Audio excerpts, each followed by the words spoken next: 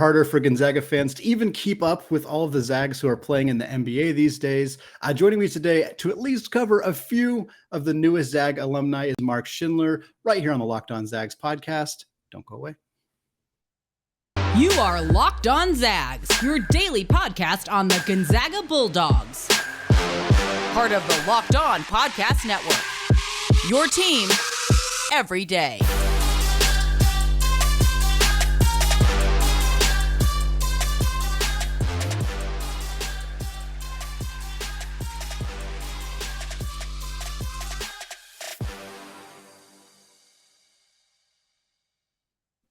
What is going on, y'all? Welcome to the Locked On Zags podcast, part of the Locked On Podcast Network, your team every day. I'm your host and longtime Gonzaga podcaster, Andy Patton, here to bring you news and updates on all things Zag athletics. I'm also thrilled to be joined today by Mark Schindler. Mark, normally this is the time where I would list somebody's credentials and where they work, but it's a 30-minute podcast and it feels like I'm not sure if we got enough time. Looking at the bio and seeing all of the bylines that you have, obviously tons of different writing credentials. Super excited that you took the time. I know you're one of the hardest working people out there to come on the podcast. I really appreciate it. Well, I appreciate that, man. I'm psyched to talk Zags, man. I've been as I'm what to do. I'm thinking about the most random basketball things possible lately, and I'm very excited to watch Efton Reed next year. He's not really a traditional Gonzaga big man, so I'm excited to see how that plays out. I just can't wait to watch this team play basketball. I love the way that Mark Few runs things, so I'm excited for that. And I appreciate you having me on, man. Of course, man. Yeah, it's gonna be so fun. It's always fun to see how players acclimate to Few's system, and Reed is definitely. I was telling you right before we recorded, I talked to Jason Jordan for Sports Illustrated with recruiting, and we were talking about Dusty Stromer, one of the 2023 kids coming in, and he's this frenetic pace, doesn't get sped up, but loves to run and move. And I'm like, he's gonna be could you imagine that kid going to Virginia? He's gonna be so fun in a system where he gets to just get out and run. And it's just I would be a fan of any school that I went to. Because I love basketball, but I got to be honest, it's fun to be able to watch this team in the way that they operate. Without a doubt.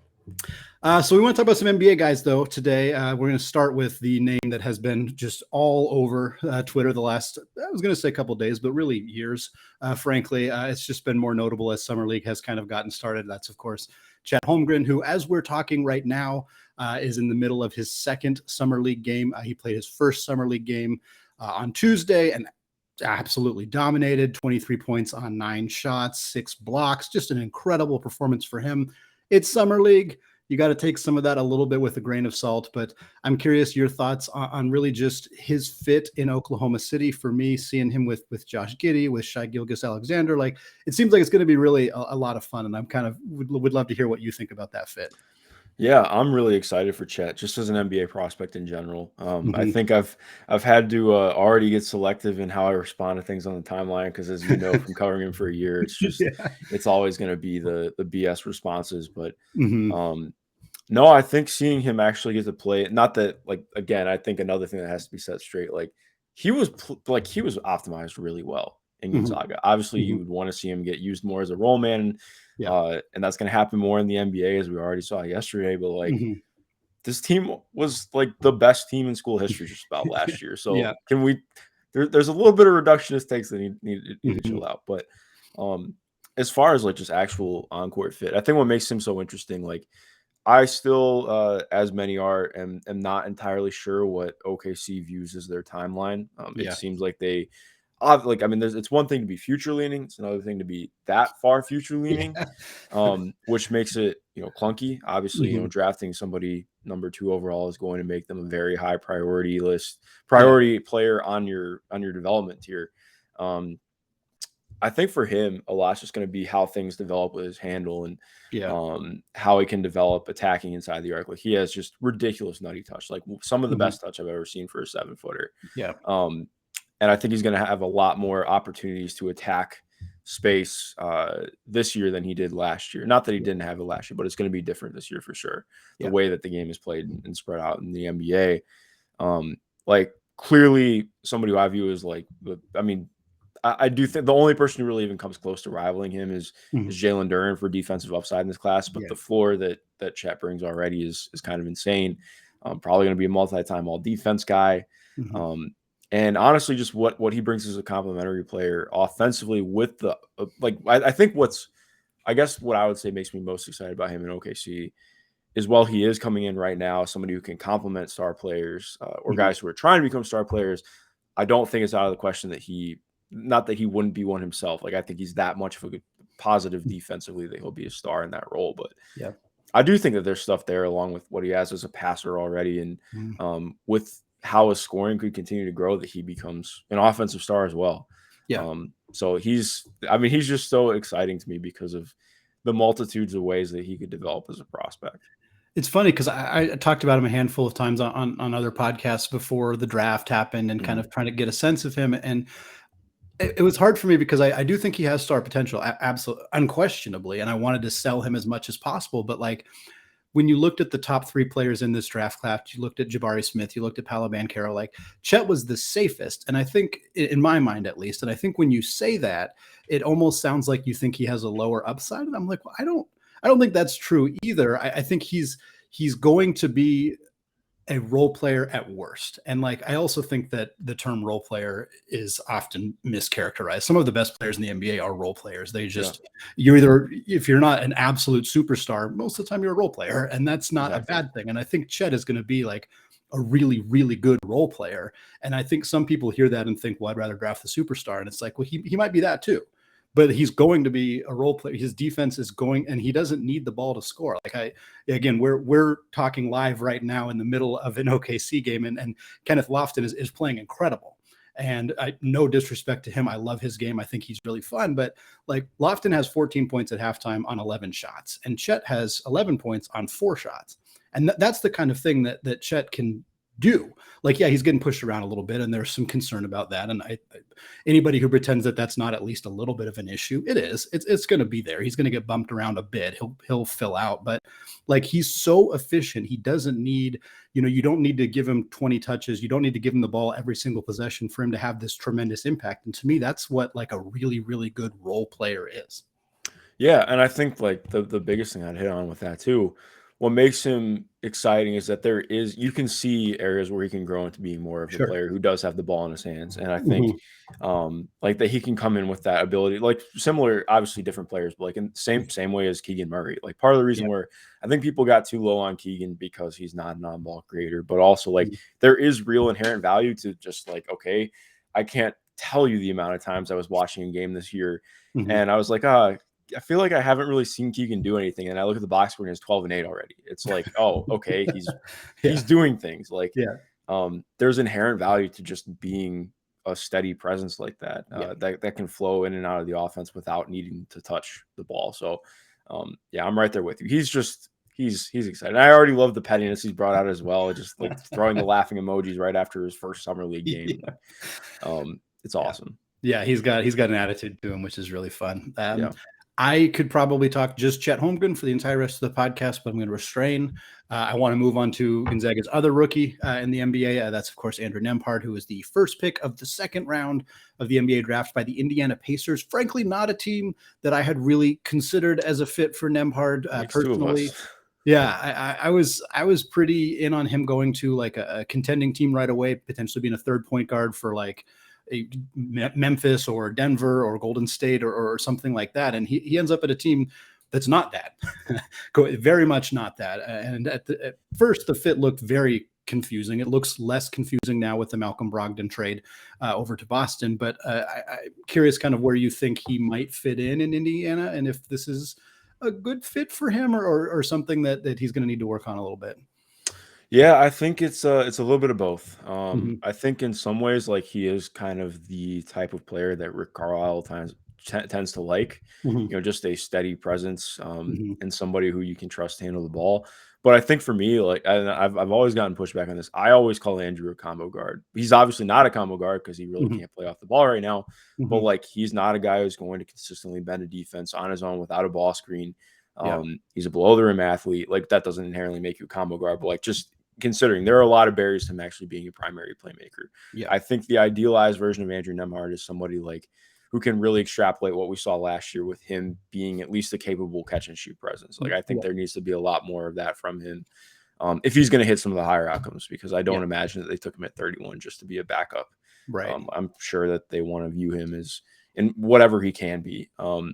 But even without that, like, I like Andrew a lot. I think he's somebody who really, he shouldn't have needed to rise at the back end of the draft process. I imagine a lot of it was because people were going back and watching him again. But Yeah. I mean, he had a hell of a year this year. As good as Chet was, like, I think some of that got dampened because of what his last game was as a Bulldog. But you know, throughout, I mean, going back throughout, like, he was that Memphis game, he was sensational in the Memphis game. Gosh, Like, exactly. I mean, that's what's so frustrating about the tournament. I think you can like get so caught up in what the last game looks like compared to the 3 or 4 ahead of it. And Andrew was just phenomenal in that game. What he brings automatically is a pick and roll playmaker, and just with his craft as a scorer. Like, again, he's definitely going to have barriers as more of a below the rim finisher, but he has real guile and tempo that a lot of guys don't bring in this early to the NBA. So I think it'll be interesting because this team is like, they have Tyrese Halliburton, Benedict Mathurin. They're trending towards being much more of an up-tempo, high-paced team, and that is not Andrew's game whatsoever. So I'll be interested to see if they really try and build out bench units around him, where they maybe play a slower tempo, slower pace, or maybe they try and speed up Andrew. But I don't really like, to me, if that's what you drafted him to do at 31, I kind of question the selection there. I don't really question the actual positioning of where he was drafted. Like, I think he was worthy of going back into the first round. But it will be like, it was much more of a less a bad pick, more of a I'm interested to see how this plays out type pick. Sure. I'm very curious with Nembhard too, because obviously the pick and roll threat is he's tremendous coming out of the pick and roll. He makes excellent reads there. He breaks down defenses really well, but he's a great mid-range finisher too. And so we saw him take advantage of coming off screens and hitting that little 11, 12 footer very consistently until the Arkansas game, which was very unfortunate. He couldn't seem to find that shot because it was there. But he's not, like you said, he's an okay finisher around the rim. He's probably going to struggle with that more in the NBA. And then it's the outside shooting. And to me, that's the biggest question mark, is like he was a good outside shooter last year. There's been some indications that he was a good, could be a good outside shooter early in his career at Florida, but he's also been pretty darn inconsistent. And to me, like, I love Andrew, and I think he has the skill set to be a longtime NBA player. But that, in my mind, that needs to be there. It needs to be there. If he's not, if he drops down to the 31, 32 range, I'm not sure he's going to stick around. Yeah, and I think he really has to be a pull-up shooter from 3 too, if you're getting the most out of him, with how much, like, I mean, most of his playmaking isn't coming out of doing secondary things. It's from actually running the offense. So I do think, like, he certainly has to have not just like the 3, he has to have like a lot with the 3. But I mean, I'm also just considering like how good he was as a pull-up shooter from mid-range, and I'm just more bullish on guys like that actually developing it out. So it'll be interesting to see how it happens, because I mean, that team is definitely heading in a different direction than I'm accustomed to seeing them do in the last decade. So I'm interested to see how he fits in. All right, Mark, we're going to come back in the second segment. We're going to talk about some Zags who have already played in the NBA. We're going to talk about Jalen Suggs. We're going to talk about his rookie year. We're going to talk about the 2 Zags in DC, Courtney Kispert and Rui Hachimura. But before we get there, I want to tell you all about today's sponsor, Rock Auto. Today's episode is brought to you by rockauto.com. With the ever-increasing number of makes and models, it is now impossible for your local chain auto parts store to stock all the parts you need. Why endure often pointless or seemingly intimidating questioning, like is your Odyssey an LX or an EX, and wait while the person behind the counter orders the parts on their computer, choosing the only brand their warehouse happens to carry? You have computers with access to rockauto.com at home and in your pocket. Rock Auto is a family business serving do-it-yourselfers for over 20 years. Plus, Rock Auto prices are reliably low for every customer, and they have everything you could need. Brake parts, tail lamps, motor oil, and even new carpets. I just had my 13-year-old car serviced recently, and I can tell you that having one place to find all the parts I need made things infinitely easier. So go to rockauto.com now and see all the parts available for your car or truck. Right, locked on in there. How did you hear about us box? So they know we sent you. Amazing selection, reliably low prices, all the parts your car will ever need. That's rockauto.com. All right, segment 2. Still Andy Patton, still Locked On Zags, still here chatting with Mark Schindler. We're going to talk about Jalen Suggs now. Suggs had a bit of a tough go in his rookie season. I don't think there's kind of any way to mince words around that. Obviously, injuries played a significant part. He had a thumb thing that I think cost him like 2 months, maybe more. He was out for quite a while, but frankly, he couldn't figure out how to put the ball in the hoop. I mean, there was not a whole lot else outside of the injury that was really wrong with Jalen Suggs this year. We saw the athleticism. We saw him throw down some thunderous dunks. The defense was fantastic. And the shot selection, I thought, for a 19-year-old rookie wasn't bad. In spots it was, but again, we're talking about a 19-year-old rookie. The ball just wasn't going in the hoop. And I'm curious for how much you saw him last year and maybe what you saw out of him in college. Is that, I mean, there was some concern coming into the draft that the shot wasn't going to be there. I think that was probably the worst case scenario that we saw last year, but is this something that should be concerning going forward? Yeah, I think I want to say that I'm concerned going forward. I think it's more of obviously he was put in a role that I don't think was great for him off rip. He played off Cole Anthony, but even then, I felt Jalen was quote unquote running more of the offense or needed to bend the defense more. And as we saw at Gonzaga, as good as he was at Gonzaga, he's not the guy who you want consistently bending the defense, even with, what his profile was coming out.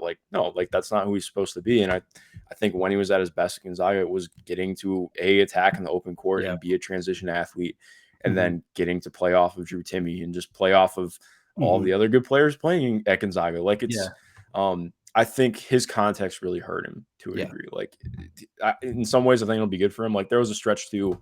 A friend of mine who covers the Magic actually wrote a really good piece about how while Suggs was out with that hand injury, he was working on, his intermediate scoring craft and finishing more around the rim and trying to test out new things. And then when he came back, he had a 10 or 12 game stretch where he really had, found some clicking there that looked good. That obviously, went down as the season went on. But I do think there were a lot of promising signs with him. Number one, like you mentioned, the defense was really, really good last year. I still think as good as he is at the point of attack, there's some stuff I want to see him clean up off the ball too. He can be a little bit over aggressive. He can fall asleep sometimes and ball watch, but that's what happens when you're 19 years old. I'm not really worried about that. Yeah. Overall, I just want to see him play this upcoming year, because I think this team's going to be a lot more potent offensively. You're getting a lot more internal growth from guys.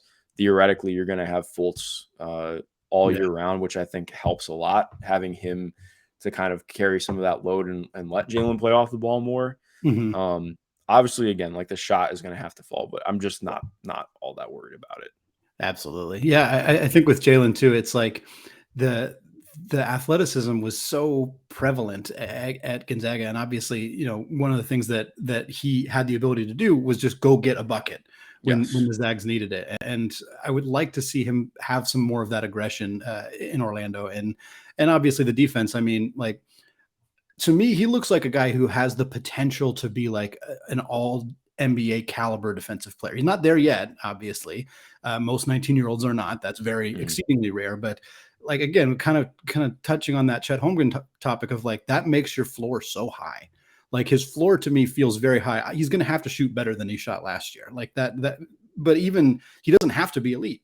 He doesn't have to be an elite shooter for him to be a very, very good player. Now, he's going to be disappointing to some fans if he's, can't consistently knock down open shots. But to me, it just feels like the defensive instincts he already has and the stuff that he's going to clean up is going to make him such a valuable player, even if, he maybe doesn't reach that very high offensive potential.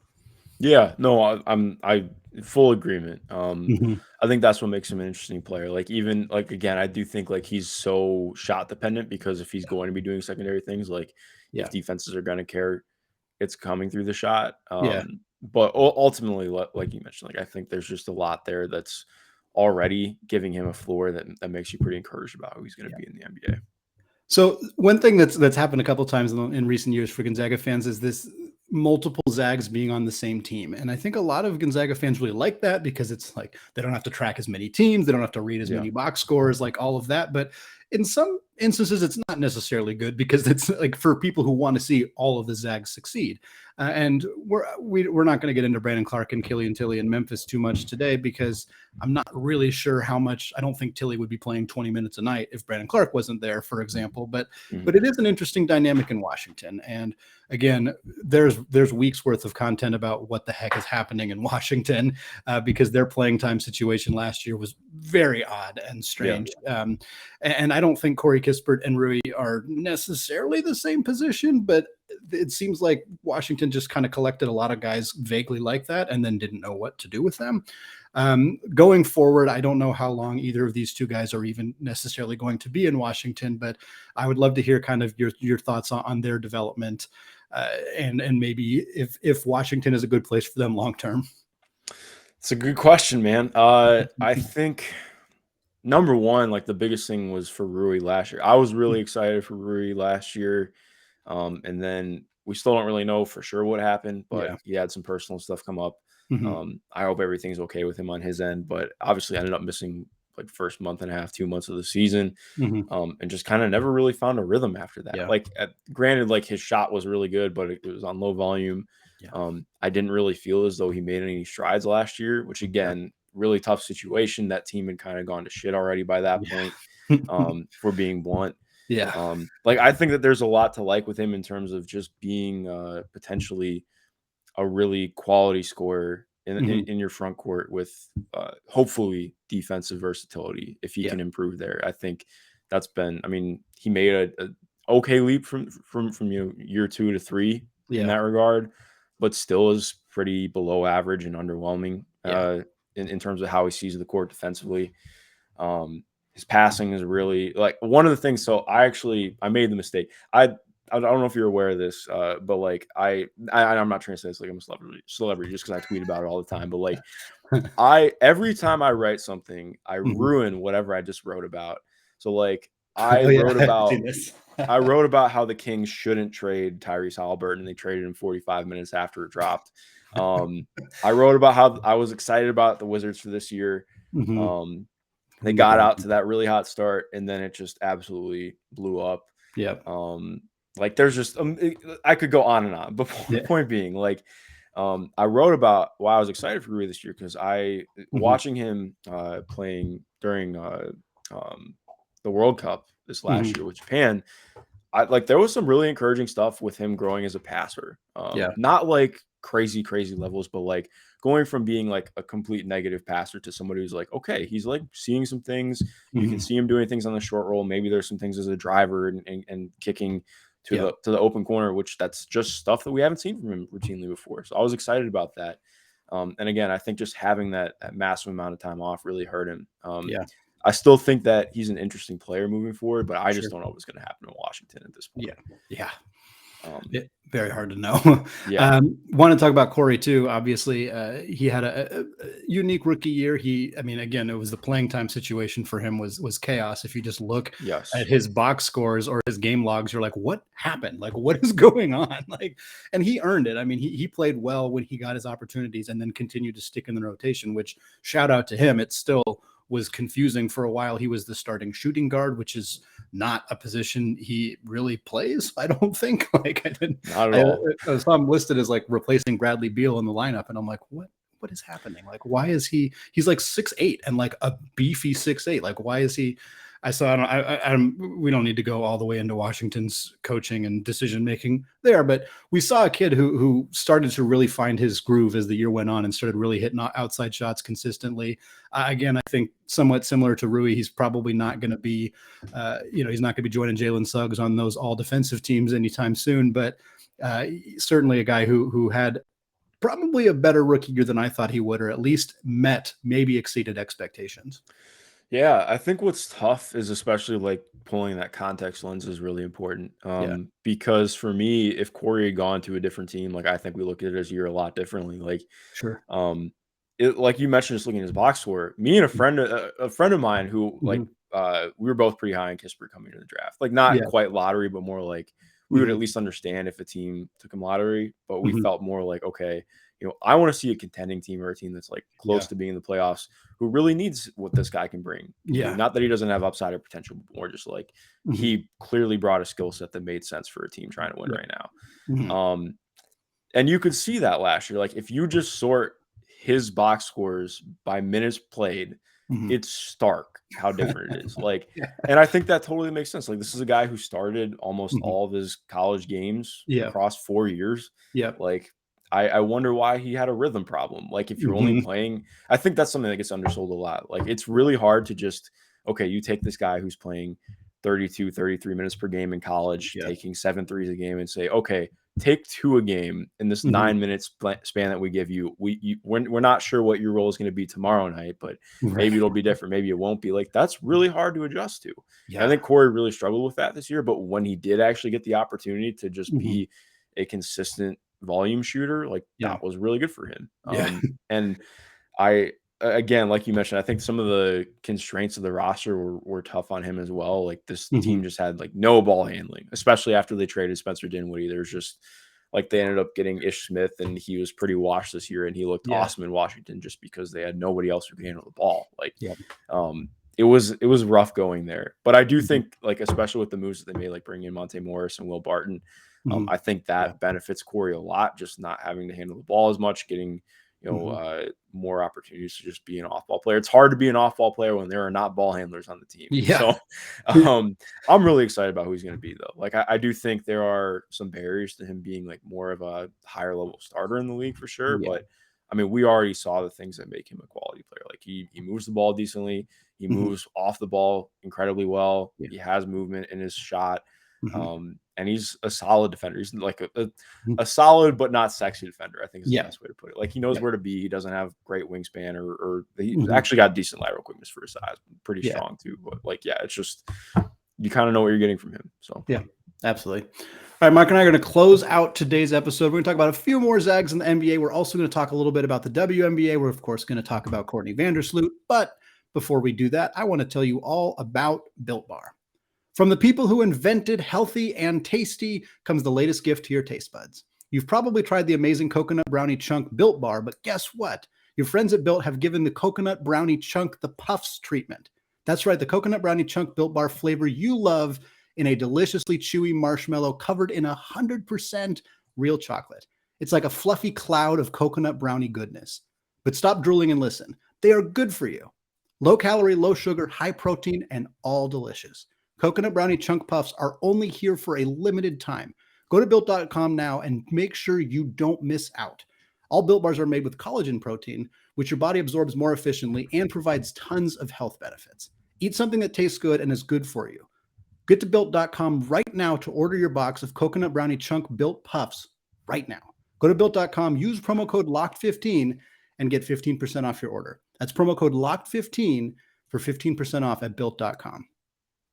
All right, segment 3, still Eddie Patton, still locked on Zags, still chatting with Mark Schindler. We're going to stay talking about the NBA for a little bit longer, but I do want to talk about the WNBA. Before we get there, though, I want to talk about Domas Sabonis, the All-Star, the 2-time All-Star, the second greatest Zag in NBA history behind, of course, John Stockton. That's for now. We'll see how long Sabonis holds on to that mantle. But a guy who obviously got traded to Sacramento, a trade you referenced earlier when talking about Tyrese Halliburton. A lot of people were kind of perplexed by this move for Sacramento, not because, I don't think at least, not because of questions about Sabonis's overall talent, although his skill set maybe didn't mesh all that well. Now we have Sabonis, we have De'Aaron Fox. This is kind of the pairing in Sacramento. I'm curious your thoughts on what that looks like and whether the Kings can kind of get the most out of what Sabonis brings. Yeah, so what's so frustrating about this group is that they did get the most out of it the first few games after the trade deadline. Like it really looked good. They really leaned in. They're like, okay, we're going to play fast.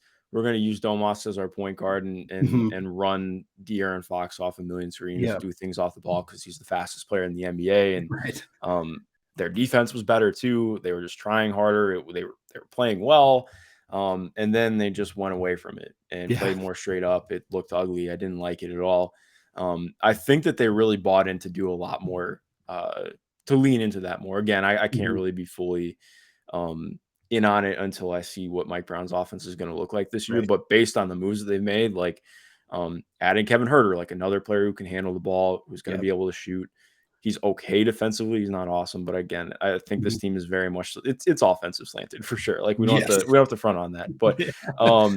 I do think like I'm just encouraged by a lot of the moves that they have made. Like again, adding in another pretty dynamic athlete who can shoot Mhm. off movement, who can create a little bit, like in Mhm. Malik Monk. Mhm. Reuniting him and Fox is kind of awesome. I never thought I'd see it, at least not in Sacramento, I should say. Sure. But yeah, so I think Domas and Fox make a lot of sense if you're really tapping into Mhm. being a motion heavy offense and trying to get out in transition. A lot's going to depend on the steps that Fox takes. Mhm. Or I guess I should say takes back as a defender, because he was a really good defender once upon a time. Yeah. That obviously died out in the last couple of years. Sorry, I'm about Yeah. to sneeze. But I think, oh yeah, I'm cautiously optimistic about this team, Yeah. but I'll be irrationally optimistic if they win, 3 of their first 6 games. So we'll I see. It's funny to me because the Jackson Frank, Gonzaga alumni, Yeah, fantastic one of my basketball best writer. friends. Oh, great. He's Yeah, awesome. He was on the pod a while ago. And we talked about an article he'd recently written about Sabonis. This was when he was still in Indiana, and it was yeah, talking about basically how Rick Carlisle was like possibly the worst coach for getting the most out of Domantas Sabonis' skill set. It yep, just was not working for him at all. They were trying to do what they had done in Dallas with Luka, but they were trying to do it with inferior guards effectively, and it was like this is not going to work with Karis LeVert. Like it's just not an option. And they tried to turn Sabonis into a standstill shooter, which is what Billy Donovan did when he was a rookie, which was incredibly baffling to me because yeah. Sabonis took I like can't. 10 How threes in not college. not to cut you off, but like, Yeah, how do you watch that Sweet 16 run and think I'm gonna yeah. turn him into a shooter? Like I It know doesn't make any that sense. OKC team that year was like Yeah, not. I mean, I at least understand it from that segment. yeah. But like, yeah, that was wild, man. It was baffling. This dude like went to work against Jakob Poeltl, who was like one of the best bigs in the country at Utah, and is like a quality NBA player. And they were like, "No, we're going to turn him into a Yeah, standstill corner 3-point shooter." When he was like, I think he shot like 29%. It's like, yeah, he's he's bad at this. Like this yeah, isn't his. Even now, he's worked really hard to become slightly better as an outside shooter, but it's still not really his strength. And so he seems like a guy who has had some very interesting coaching throughout his career. And I really hope that the situation in Sacramento lends itself to him being able to be the player that he can be. Like you mentioned, like have guys come off screens off of him, let him facilitate, let him run things, because I mean, he was an all-star for a reason, and it's because he can do that. Like he has a skill set that not a lot of people his size do, and it's frustrating to see teams either try to turn him into something he's not or just not utilize him nearly as much as he should. He's not like, he's not elite. He's not an all NBA guy necessarily, but there's a reason that he was an all-star. And it's weird when teams are not seeming to want to use that. yeah. No, I agree. I think what's tough, and something I've had to like factor in more is like just in terms of scouting and how I approach things. I think that a lot of coaches are reticent to lean into things like that. Like Yeah. even this is not Zags related necessarily, but like Bruce Brown for the Nets, as good as he was the Mhm. last 2 years, like Steve Nash really tried to go away from him this year, early on in the Yeah. year, like Yeah. actively sought to, Yeah. so that they could have more answers, and they didn't find them. They went back to Bruce Brown. It worked out really well, obviously, until Mhm. it wasn't his fault in the playoffs. But Right. same thing with Domas. Like I think that there is reticence to lean into that because it's atypical in terms of how you're making things work. It's obviously Mhm. not perfect. I think you have to be a lot more creative and Yeah. in getting the most out of it. But in terms of like actual dynamic screeners who can really open up guys without even having to dribble the ball, like Domas is just about the best in the NBA Yeah. other than Nikola Jokic. So I do Mhm. think I'm pretty high on what that can become. And I do think that there's another level for him to really unlock as a Yeah. player. And it's less about the jump shot. It's more about his intermediate finishing for me. Okay. Yeah. Like that's been one of the weirdest things. Like he went from like he was money Yeah. from like 16 feet for about 2 or 3 years in a row. Yeah. And then he tried to expand to 3 last year. I think he shot 37% Yeah. from mid range. So like Yeah. Just after gone. shooting, he shot like legit like 46, 47%, I think Yeah. in 18, 19. So it's Mhm. just, it's weird to see how some of that stuff works out. But I'm bullish on who he's going to be. I think like I understood some of the confusion over the Halle trade, but also like this is a team that hasn't been in the playoffs since I was in like second grade. So Right. I get why they're going for it. If you can Mhm. get somebody like Domas, who is still young, who's on a Yeah. team-friendly deal for another 3 or 4 years that can still get better, Yeah. I get making that move. It's just going to depend on the moves around it. Absolutely. I want to pivot here at the end, Mark, before I let you go, talk about the WNBA. I know you've done some writing at WNBA.com, which is extremely cool. It's been a very exciting season in the WNBA. And as somebody who now kind of covers both leagues and college, just basketball in general, just basketball, I'd love to kind of hear what it's been like getting a chance to really kind of dive into WNBA content in what has been a fun season. And I think a season where we're kind of starting to see a little bit more people actually engage with the sport and pay attention and kind of focus on the storylines as the year goes on. Yeah. I think for me, like I kind of just became a casual fan of the W 2 years ago. Yeah. And this year I got an opportunity to start covering it in Mhm. full. I'm actually going out to Chicago for All-Star this weekend, which I'm really excited about. But Nice. yeah, I think like you mentioned, it's just sometimes I think people try and make it like it's a different sport. Yeah. And that's the wrong way to look at it. Like, it's just basketball, it's just Yeah. like any other league, like, Mhm. I mean, the only real difference to me is verticality. Like, Uh-huh. players are a little bit smaller. Mhm. So yeah, the Mhm. verticality is different. It Yeah. changes the court dimensions a little bit, but Mhm. overall, man, like it's just a fun game. Yeah. I love basketball, so it works. Yeah. Like basketball is basketball for me. Yeah. So one of the things that's really cool about the W though, like we saw this giant kind of in vogue push in the NBA this last year towards more coverage versatility and Mhm. being a lot more willing to try things on defense. The W's been like that for a Yeah. while. Like it's cool. Like even just so watching Seattle like up near you, Mhm. they Mhm. play a super aggressive trap everything high hedge ball defense, ball Yeah. screen defense. And then you have teams like Chicago that do the same as well. Like Chicago will routinely play a 3 big lineup, kind of similar to what the Cavs did this year. But Yeah. it's not even almost. It is more effective than that because Mhm. 2 of the players are all stars and others close to it. Um, there's just a lot of fun stuff that goes on, especially like you mentioned with the storylines. The Yeah. talent is kind of wild too, Mhm. especially with a league that's condensed down talent wise, Yeah. having only 12 teams. Um, like there are plenty of players who would be all stars or close to Mhm. it if they were in higher roles Yeah. and given opportunities to thrive. So Yeah. just covering the league in general has been really really fun. I've loved this year. And there are things the W can and hopefully will do that will alleviate some of those issues. Like we're seeing like top 10 picks in the recent draft getting cut because there's just Yeah, so few roster spots. And that probably needs to change, especially with college definitely. women's basketball being very popular. And people are like, I want to watch my favorite players. And then there are not very many of them are sticking around. And hopefully those are things that will get ironed out in time. Last question I wanted to ask you, Mark, before I let you go. I talked to Howard Megdal, the host of the Locked On Women's Basketball podcast, a few weeks ago, and posed this same question to him. This, to me, would be one of the coolest things to ever happen to Gonzaga. They already have the all-time assist leader in the NBA in John Stockton, a record that very possibly won't get touched for a very long time. And now they have a chance to have the all-time WNBA assist leader in Courtney Vandersloot. She's 32. She's still a far ways behind Sue Bird, but at least we now know there's an end date for how many assists Sue Bird's going to rack up. She's planning to retire at the end of the year. I'm just throwing this at you last minute without you doing any prep, so I understand if you haven't looked at the numbers. But like, it seems possible that the Zags might have the all-time NBA and WNBA assist leader with the way Sloot has played. I was going to say the last few years, but really throughout her career in Chicago. It's a good question, man. So I did think about this earlier this year. Yeah. I wrote something on how the league is changing and the guards who are kind of taking the mantle Mhm. as Sue and Diana retire. Yeah.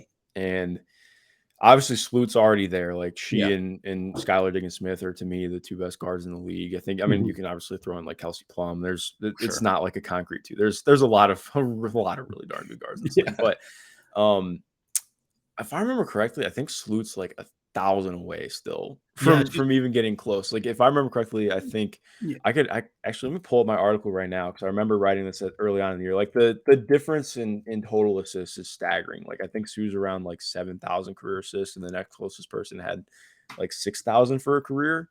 Sloot is like third, but there's like a huge gap. There's a very healthy wild, gap there that sets things apart. Mm-hmm. Just a little bit of difference there. Yeah, I just looked at it. She's about 800 behind Sue, but she's less than 300 behind second place. Yeah, that sounds about right. So it makes it like, honestly, I don't think that's out of the realm of possibility for her. Like, she hasn't really fallen off in any regard this year. She's having, actually, I wouldn't necessarily say a better year than last year, but she's having just a fantastic year all around. She'll be all W for me. As long as things don't like drastically change. Sure. A lot's just going to depend on how long she wants to play. Yeah. Just in terms of how many assists, like, she averages more assists per game than I think over the last couple of years, especially as that number's really ratcheted up, and she's been like around like the 8 or 9 area for a lot of the last half decade. I think the most assists per game Sue ever averaged in her career was like 7. Yeah, like that once. Right. So I do think that's possible, especially because of 10 in 2020. That's crazy. Yeah, like her. I mean, part of it too is like how much the offense runs through her, but she's much more, and especially in this stage of her career, she's much more of like a north-south player, and the way that she navigates the court and opens things up with her playmaking, is pretty stellar. Like, it's funny because like, I'm sure you've heard this before, but like, people compare Sloot and Sue all the time, and I never get it because their games just really aren't all that similar to me. Yeah. Like, Sue's so much more based out of, pick and roll and her ability as a pull-up shooter to really get the most out of her passing. But Sloot is just like, she carves up the floor. Like, she uses every square inch of the floor to get what she wants. She's so fun to watch, man. She's so fun. So fun. I'm looking at her numbers right now, and like her development as a shooter, as an outside shooter in particular, has been jaw-dropping. I mean, we're talking, she shot 29% in 2019. Before that, she'd had a couple of good years, but was like 35, 36 in the last few years. I mean, she's 39% this year. She was just under 40 in 2020. Like, when she can start doing that, and she can still be as wiggly as she is, and can get to the rim and finish through contact, and can knock down 40% of her threes, like, I don't know how people stop her. And they don't. I mean, that's the short answer, is that she's an all WNBA player for a reason. Exactly. No, that's a great way to put it. All right, Mark, I got to let you go. This has been fantastic. There's a ton of other Zags that we didn't get the chance to talk about. Maybe we'll get another time to talk about Clarke and Tilly and Zach Collins and Kelly Olynyk and all the Nigel Williams-Goss comeback is coming. Yes, maybe Nigel will make it back. Maybe Kevin Pangos will make it back, although I don't know if we want to talk too much about his NBA stint. It was not the most successful one there, but very cool for me as somebody who went to college with him to see him get a chance to make it was really cool. And maybe Williams-Goss will get that chance too. I'm going to give you a chance, Mark, before I let you go, to talk about where your work is, where people can find you on Twitter if they're listening to this and they want to get a chance to read the stuff that you write. Yeah, well, first off, thanks for having me on, man. Of course, it's been fun to interact and get to know each other a little bit over the last however many months we've been following each other. So it's good to finally get on here. Sure. You can follow me on Twitter at @MG_Schindler. I have a Patreon where I'm trying to be extremely active, where I'll be having writing and podcasts going up as well. I'm gonna plan on keeping nothing paywalled. Just, if you can support me, awesome. If not, I totally understand. But if you do enjoy my work, please consider it, because I'm still looking for full-time employment in basketball. I do work in it full-time. So as you know, that's how it works in sports, but we're on the way. So again, I appreciate you having me on, Andy. Yeah, absolutely, Mark. Thank you for coming on. Folks, one more podcast to close out the week, right here on the Locked On Zags podcast. Of course, available wherever you get your podcasts, available on YouTube as well. Thank you all for listening, and go Zags.